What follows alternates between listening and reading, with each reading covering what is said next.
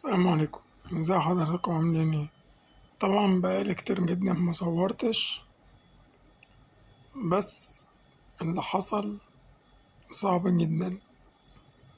الساعة 9:10 الصبح حادث مروع تماما في الشاطئ على البحر، منهم اللي ماتوا وأطفال صغيرين وفي ناس كبيرة. بجد ربنا يستر، ربنا يستر. أنا كأحمد بصراحة بطلب تدخل الحكومة فورا فورا، لأن فعلا اسكندرية مولد وصاحبه غايب بشتى الطرق. زمان كانوا بيقولوا لنا عوادم السيارات، دخان المصانع، كلاكس العربيات، تركيب مش عارف مرشحات، ده تركيب ايه.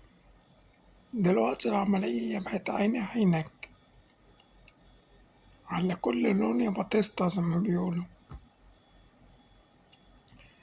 أبقى ماشي كده في المشروع عفوا في الشارع، أبص ألاقي توك توك ده موال. أبص ألاقي توك توك أو عربية بيزمرولي. طب أنت مش أحسن مني؟ طب بتزمرني على إيه؟ هروح أنا كده عشان حضرتك اللي تعدي؟ ليه أنت مين؟ على راسك نعش الحنة يعني ولا إيه؟ مش فاهم. عملية بقت ماشية بالدراع، عملية بقت ماشية بالدراع حرفيا. بجد ربنا يستر والله العظيم. بالطريقة دي احنا كده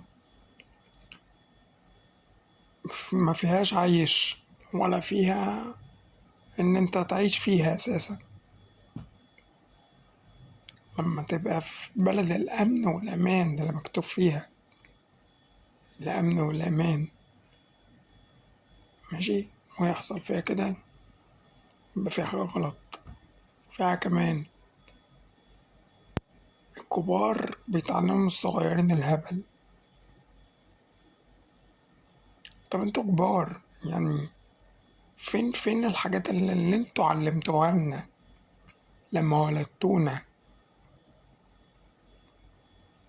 كل ده اتمسح باستيكة. لا، ما ينفعش. أنا بطلب تدخل الحكومة فورا. على كل شارع يبقى فيه لجنة.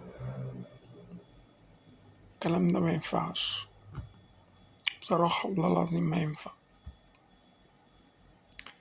أبقى واقف كده في أمان الله، بوقف مشروع عشان مثلا يوديني مكان معين، أبص ألاقي التوك توك بيعدي من الناحية التانية.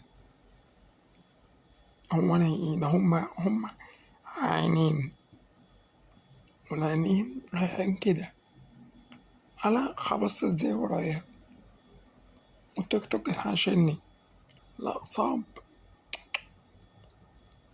لازم تدخل الحكومة فورا، وما في أحكام رادعة على اللي بيعمل ده. ربنا يستر والله العظيم من اللي جاي. عملية بقت سيئة سيئة تماما. ربنا يستر، ربنا يستر إن شاء الله. شكرا جزيلا إن حضراتكم شفتوا الفيديو للآخر. يا رب أكون تحت حسن ظن حضراتكم في المعاملة وفي الكلام، وحضراتكم تشتركوا على دماغي من فوق. شكرا جزيلا لحضراتكم. تقبلوا تحياتي، أخيكم في الله أحمد. السلام عليكم ورحمة الله وبركاته.